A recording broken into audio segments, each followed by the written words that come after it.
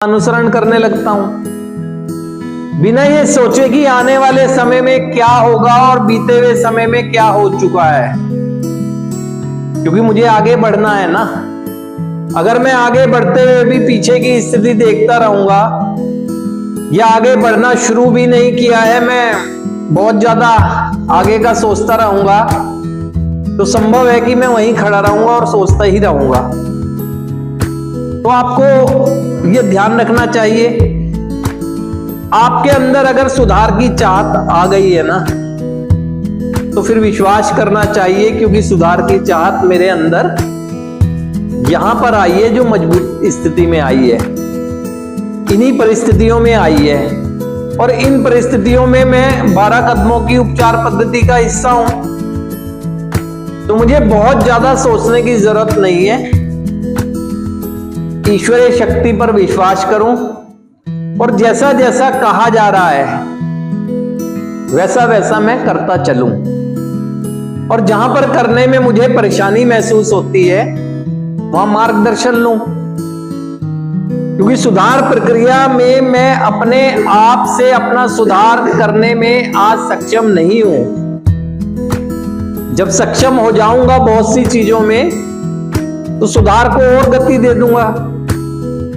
लेकिन सुधार प्रक्रिया के शुरुआत के दौर में सुधार कैसे किया जाए, उसकी मूलभूत चीजें तो मैं समझ लूं। सबसे बड़ा सुधार जो छुपा है ना, वो आपके भीतर ही छिपा है। और ये पूरे की पूरी 12 कदमों की उपचार पद्धति आपको आपसे जोड़ने का ही काम करती है। क्योंकि आप जब अपने आप से जुड़ जाएंगे ना, तो आप अपने आप को जान पाएंगे।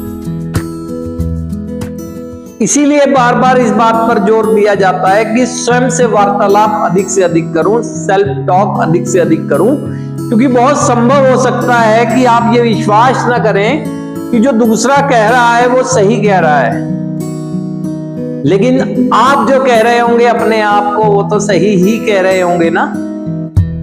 पहले तो आपको सेल्फ टॉक से ये पता लगता है कि वास्तव में जो मेरा पास्ट था, क्या उसको किसी भी तरह से आज के दिन में शोभनीय कह सकता हूं, अच्छा कह सकता हूं। हो सकता है कि दूसरा जजमेंटल होकर या सबका आंकलन एक ही जैसा कर रहा हो, लेकिन आप अपने पास्ट को तो आंकलन जब करेंगे स्वयं वार्तालाप से, तो सही ही करेंगे। तो आपकी दशा का ज्ञान तो आपको अपने आप हो जाएगा। और फिर जब दशा का ज्ञान आपको अपने आप से हो जाएगा, तो वर्तमान में ये कदमों की प्रक्रिया पर चलना आपके लिए आसान होगा।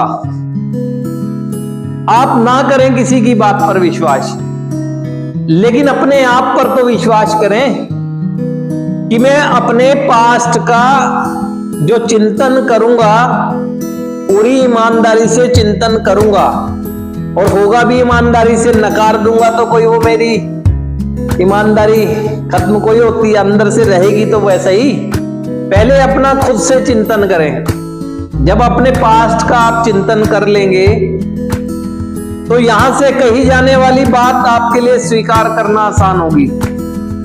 यही पहला परिवर्तन है।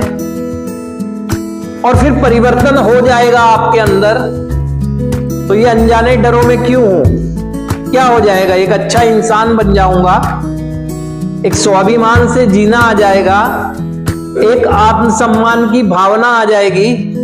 कोई दूसरा मेरा सम्मान करे ना करे, मुझे अपना सेल्फ स्टीम मेंटेन रखने के लिए